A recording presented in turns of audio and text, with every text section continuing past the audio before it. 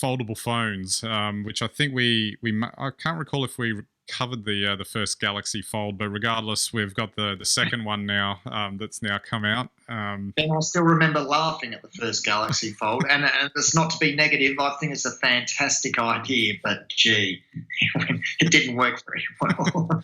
Well, according to this second generation of phone that's come out, they've radically overhauled the much maligned hinge that was causing the problem last time. But that because they needed to. Yeah, it's like get it right the first time, guys.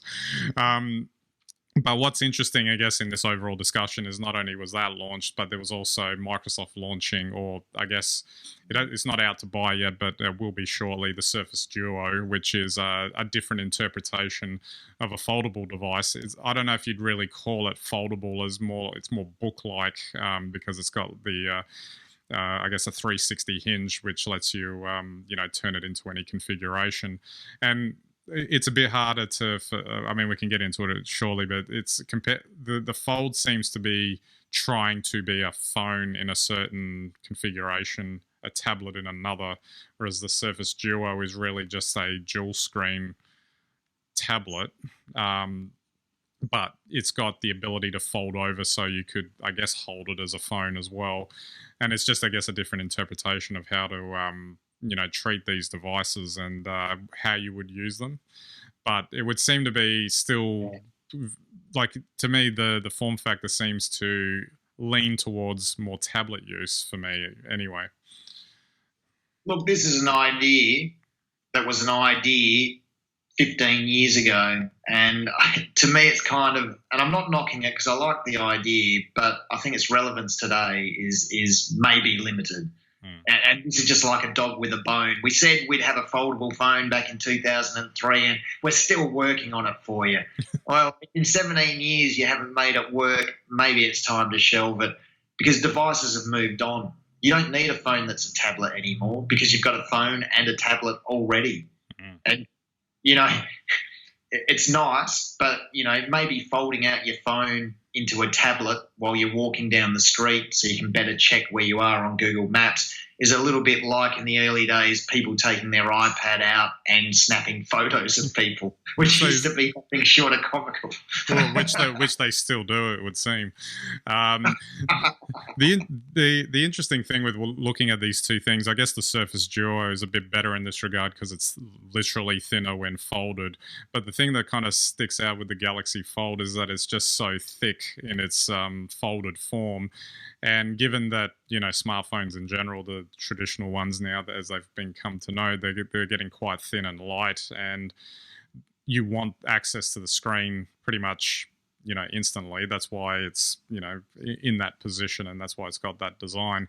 And it just seems to be a rather clunky phone.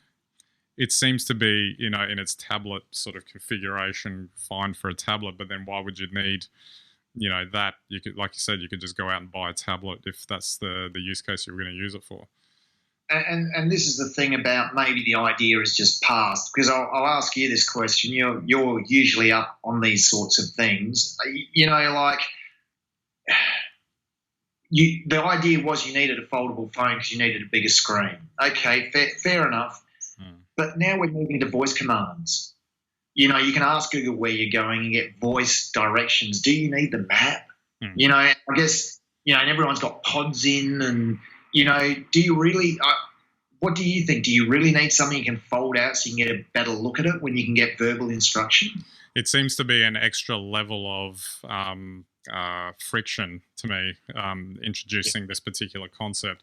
And the only way that it would potentially work is like what I guess science fiction's foretold, where, it's not actually thicker. It becomes bigger if you need it to be, but it doesn't actually become like a big, thicker device when it's folded in or anything like that. It's sort of like magically just becomes physically bigger.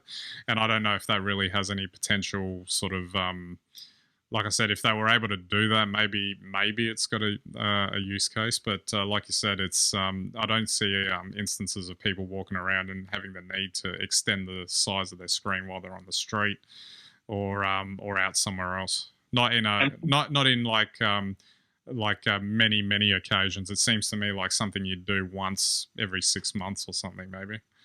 Oh, absolutely. And I think the other thing is anyone, and I think you can still search it on YouTube. You can look at the original Nokia concept, and it was effectively a foldable screen, and it was the thickness of a sheet of A4 or something like that. So I don't think that's going to happen.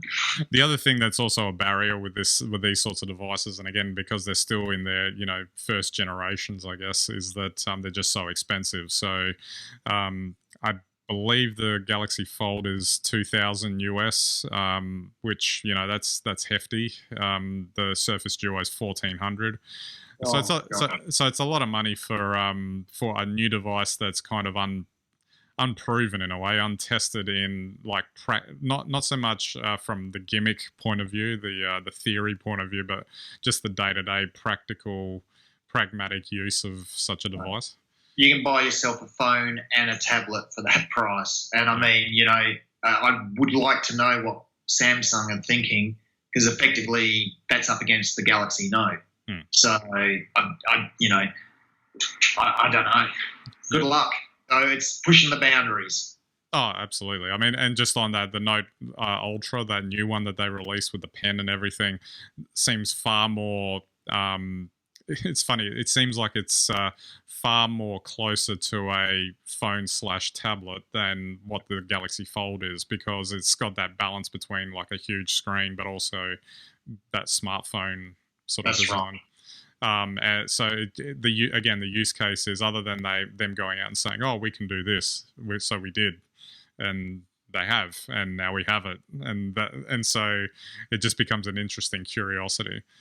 Oh yes, well, as I said, we've all seen people taking photos and trying to make calls on their iPads, and I just think it's comical. So, out of the two, do you think, do you have like, did one jump out of you as having a preference? Did you have a preference for either one, or? I think the Surface, like for the reasons that you've said, I just think it's a little bit sleeker.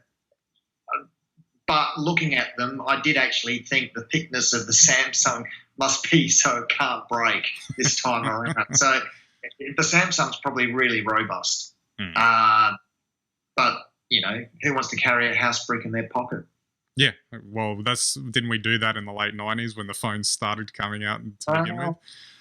We did, but I don't know. Does anyone really want to go back to that? I mean, let's face it, the foldable phone is really just a modern clamshell.